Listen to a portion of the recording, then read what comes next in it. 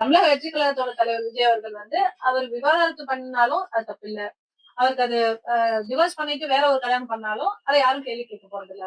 அவர் மனைவி விவாகரத்து வேணும்னு மட்டும் கேட்கல. அவர் வீட்டுல வாழ்றதுக்கு இடம் வேணும்னு கேக்குறாங்க. அந்த வீட்டுல வாழ்றதுக்கு எனக்கு உரிமை இல்லையா, எனக்கு வீடு இல்லாம தவிக்கிறேன்னு ஒரு பெண் அவரோட மனைவி சொல்றாங்க. அதுக்கு என்ன பதில் இருக்கு? அவரோட பிள்ளைகள் வெளியே ஹாஸ்டல்லயும் தனியா வீடு எடுத்தும் இருக்காங்க.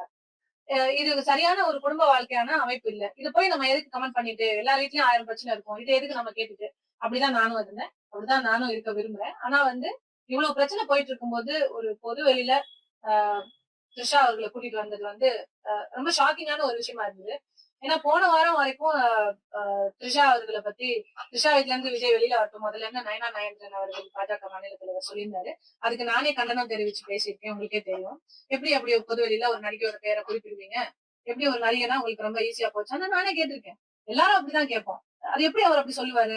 ஏன் விஜய் அவர்கள் பத்தி இப்படி சொல்லணும்? அவதூறு ஒரு நடிகையோட பேரை இப்படி சொல்லிடலாமா ஈஸியா அப்படின்னு எல்லாரும் பேசிக்கிட்டதுதான். ஓகே, அவரே மன்னிப்பு கூட கேட்டாரு. அண்ட் அவங்க விஜய் அவர்களோட ஒய்ஃப் சங்கீதா கூட ஒரு நடிகையோட ரிலேஷன்ஷிப்ல இருக்காரு. தேவைப்பட்டால்தான் அந்த நடிகையோட பேரை சொல்லுவேன். அவங்க ரொம்ப கண்ணியமா ஒரு அறிக்கை கொடுத்திருந்தாங்க.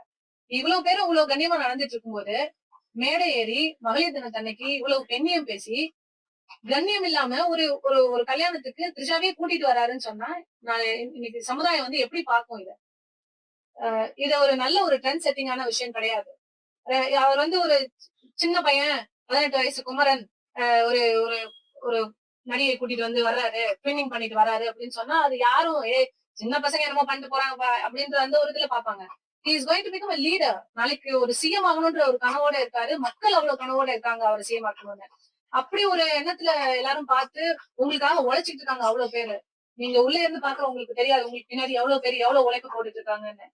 ஒண்ணும் இல்ல, ஒரு நாளைக்கு உங்க ஆபீஸ்க்கு போறதுக்கே ஒரு பெண் நிர்வாகியா எனக்கே எவ்வளவு டைம் ஆகும். இங்க இருந்து எல்லா வேலையும் முடிச்சுட்டு இங்க இருந்து போய் அங்க போய் பார்த்து ஒரு மீட்டிங் போகணும்னா கூட எங்களுக்கு அவ்வளவு டைம் ஆகும். கட்சியிலயோ எதுலயோ யாரும் எதுக்கும் பே பண்றது கிடையாது. உங்களுக்காக எங்க டைமை செலவு பண்ணி எங்க பணத்தை செலவு பண்ணி எல்லாரும் உங்களுக்காக அவ்வளவு ரிஸ்க் எடுத்து அவ்வளவு வேலை பாக்குறோம்னா அதை கொஞ்சமாவது மதிக்கணும்னு நினைக்கிறேன். அவ்வளவு ரெஸ்பெக்ட் கொடுத்து உங்களுக்கு நாங்க எல்லா பிரச்சனையிலயும் முட்டு கொடுக்குறோம். ஒவ்வொரு பிரச்சனையிலயும் நிறைய தப்பு இருக்கு. எல்லா பிரச்சனையிலயும் முட்டு கொடுக்குறோம்ல. எவ்வளவு யங்ஸ்டர்ஸ் உங்களுக்காக தூக்கி வச்சு பேசுறானுங்க. அந்த TVK fans, warriors, what ever என்ன வேணாலும் வச்சுக்கோங்க. கரூர் விஷயத்துல இருந்து எல்லா விஷயத்துலயுமே எங்க அண்ணா பண்ணா சரியாதான் இருக்கும். இல்ல அண்ணா இப்படி அதனாலதான் இதாயிடுச்சு. இப்படி ஜனநாயகன் படம் ரிலீஸ், இந்த மாதிரி அலையன்ஸ் விஷயம் எதுவா இருந்தாலும் மக்கள் நாங்க நிக்கிறோம் உங்க கூட சப்போர்ட் பண்ணி நிக்கிறாங்க. அவ்வளவு இளைஞர்கள், பெண்கள் தலைவர் வரணும், எங்களுக்கு விஜய் வரணும், மாற்றம் வேணும்னு கேக்குறாங்க. அப்போ அந்த மாற்றம் கொடுக்கிற விஜய் இப்படி ஒரு மாற்றத்தை ஏற்படுத்துவாருன்றது ரொம்ப ஷாக்கிங்கான ஒரு விஷயமா இருக்கு.